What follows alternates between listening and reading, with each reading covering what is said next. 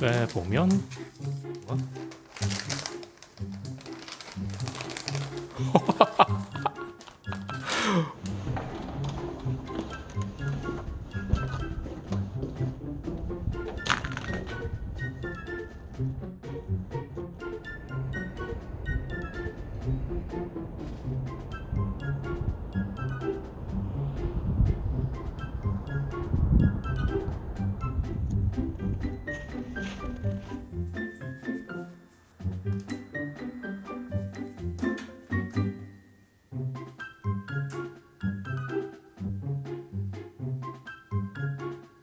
어?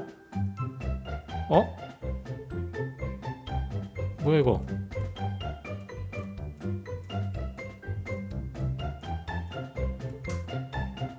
와, 가게 왜 이래? 흠.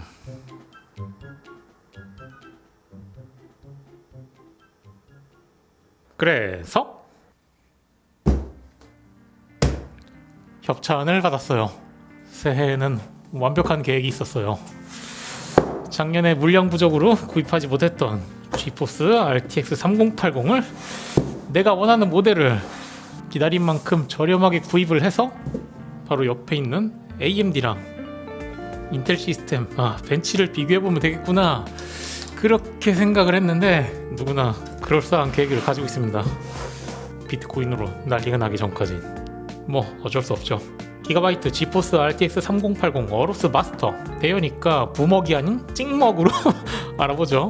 박스에는 뭐 여러가지 특장점이 써있지만 전 기가바이트 그래픽카드의 장점은 제품을 구입한 다음에 한 달 이내에 홈페이지에 등록을 하면은 기본 3년 AS에서 1년 더 플러스한 4년까지 AS가 된다고 해요. 지금 당장은 3년도 기니까 뭐 3년 4년 큰 차이 있겠어 생각을 하지만 나중에 그래픽카드 중고를 판매할 때 AS 기간이 남아 있느냐 없느냐 그 차이가 크게 느껴질 거고요. 그리고 역시 고급 모델이니까 이렇게 박스에 손잡이도 달려있고, 지난번에 익스트림 모델도 해봤으니까 거기에서 인형이 빠져있을 걸로 생각이 되는데 이건 뭐 간단한 설명서가 들어가 있을 거니까 넘어가고, 이렇게 금속 재질로 된 스티커가 들어가 있네요.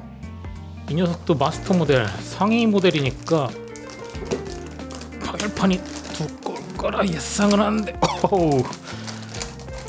빼보면 와우, 방열판이 듬직. 먼저 디자인을 살펴보죠. 이게 대여가 아니라 내 그래픽카드였어야 되는데 망할 비트코인.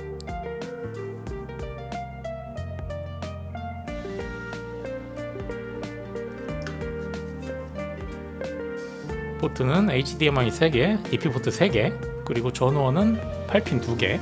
어로스 마스터 모델이 리비전돼서 새로 나오는 모델부터는 3핀 모델로 나온다고 하더라고요. 그것 때문에 논란이 좀 있는 걸로 알고 있어요. 그리고 이쪽을 보면 바이오스를 교체할 수 있는 스위치가 있는데 왼쪽이 OC 모드, 오른쪽이 사일런트 모드. 기가바이트 그래픽카드의 펜 특징, 이렇게 겹쳐져 있어요. 그래서 한쪽이 이렇게 돌아가면 반대쪽은 이렇게 같은 방향으로 돌아가고, 그리고 오른쪽에 있는 펜도 이렇게 같은 방향으로 돌아가게 되겠죠. 그리고 뭐니 해도 방열판 두께는 호호, 역시 두꺼워요. 1080 Ti 아모와 비교하면 아모가 애기 같은 방열판이죠. 그리고 방열판 구조 역시 이쪽이 뚫려 있어서 들어간 공기가 바로 위로 나오는 이러한 쿨링 구조로 되어 있고요. 그렇다면 장착을 해서 1080 Ti 아모와 온도, 소음 비교를 해보죠. 이제까지 지포스 3000 시리즈를 대여만 받고 있는 입장에서 제 심정을 비유를 해보면 마트 시식 코너에서 시식을 해봤는데 오, 맛있는 거예요. 그래서 직원한테 저 이거 살래요 그랬는데 재고가 없대. 그렇게 하면서 시식을 더해. 그래서 시식을 해보니까 또 맛있어.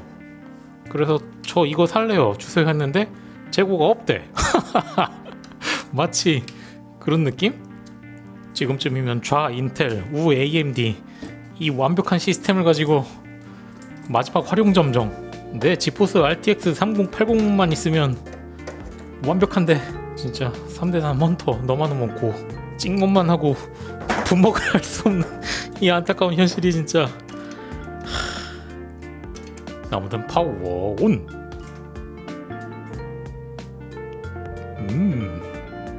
두께를 보면 호호 3.5 슬롯인데 뭐 그냥 4 슬롯이라고 보면 될 것 같아요. 어차피 네 번째 슬롯은 사용 못할 것 같고요. 역시 방열판 두께는 4 슬롯 믿음직하네요.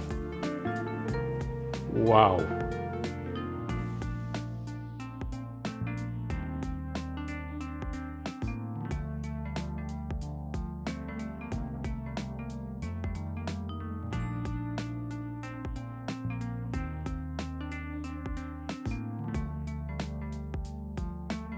그리고 GPU 정보도 살펴보면 디폴트 온도가 83도라고 되어 있는 거 보니까 83도 이하를 유지해줘야 제대로 된 부스트 클럭이 나오겠죠.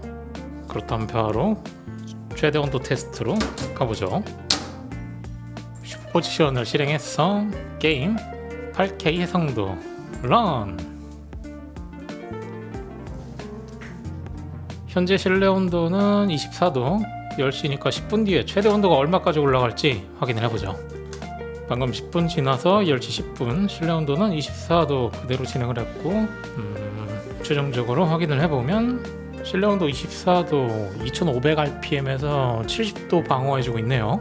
슈퍼포지션 8K를 70도 정도에서 방어해주고 있으니까 뭐 이 정도면 쿨링 성능은 충분하다고 생각이 되네요. 그렇다면 옆판을 열어주고 피해갈 수 없는 그 그래픽카드 1080 Ti 아머와 소음 온도 비교를 해보죠.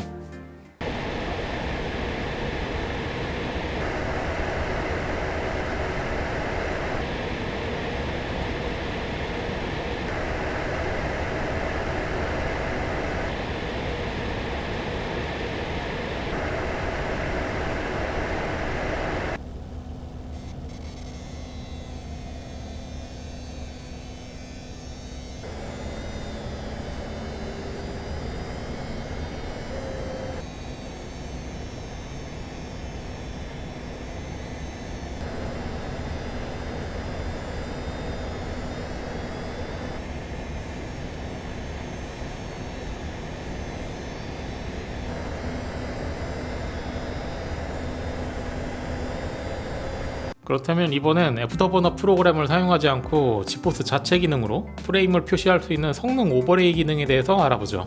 보통 프레임을 띄우고 싶을 때 애프터버너 프로그램을 설치를 해서 옵션에 들어가서 모니터링 쪽에 그래프를 일일이 다 세팅해주고 프레임 표시를 사용하는데 간단하게 프레임만 볼 건데 그렇다면 굳이 애프터버너 프로그램을 사용할 필요가 없거든요.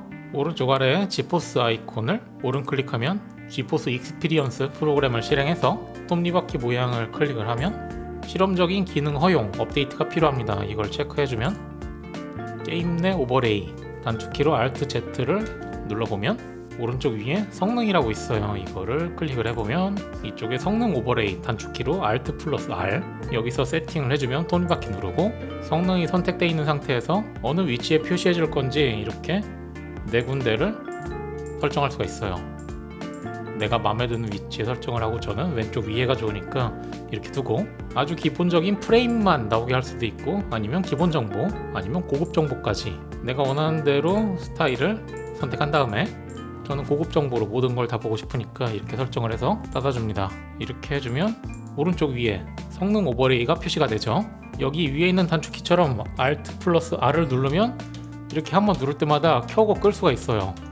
평소에는 꺼뒀다가 내가 게임 같은 걸 할 때 게임을 하다가 내가 현재 프레임이랑 그래픽카드의 정보를 보고 싶다 했을 때 단축키 Alt 플러스 R을 눌러주게 되면 오른쪽 위에 성능 오버레이가 뜨게 되죠. 기본적인 그래픽카드 온도, 펜 속도, 전력, 전압, 코어 클럭, 메모리 클럭 온도까지 다 보여주니까 굳이 벤치마크가 필요하지 않은 이상 간단하게 내 정보만 보고 싶다면 이걸로도 충분하지 않을까 생각이 되네요. 그리고 마지막으로 엔비디아 지포스 옵션 중에서 엔비디아 반사 낮은 지연 시간 영어 옵션으로는 엔비디아 리플렉스 로우 레이턴시 모드라고 써 있을 텐데 발로란트 게임에서는 켜짐 부스트 세 가지 옵션 중에서 고를 수가 있고 콜 오브 듀티 블랙옵스 콜드워를 실행해보면 설정에 들어가 보면 그래픽 쪽에 엔비디아 리플렉스 저지연 모드를 비활성, 사용, 부스트 이 세 가지 옵션 중에서 고를 수가 있어요. 엔비디아의 설명대로라면 이 옵션을 켜주게 되면 고주사율 게임을 했을 때 적을 좀 더 빨리 발견해서 내가 마우스를 클릭했을 때 좀 더 빨리 총을 쏴서 적에게 이길 수 있다, 이런 뜻인데, 그렇다면 지금 제가 테스트용으로 사용하고 있는 모니터는 75Hz 모니터니까 잠깐만, 이 모니터보다는 제가 테스트용으로 사용하는 240Hz TN 모니터에다가 세팅을 해서 디스플레이 인풋렉 테스터 프로그램을 사용해서 마우스를 클릭을 할 때마다 캡슐락 키가 LED에 반응을 할 수 있게 이렇게 세팅을 하고, 먼저 반사 낮은 지연 시간 모드를 꺼준 상태에서 슬로우 모션 촬영하고 하나, 둘, 셋, 넷, 다섯, 여섯, 일곱, 여덟, 아홉, 열 이렇게 촬영을 한 다음에, 그 다음에는 켜진 부스트로 한 다음에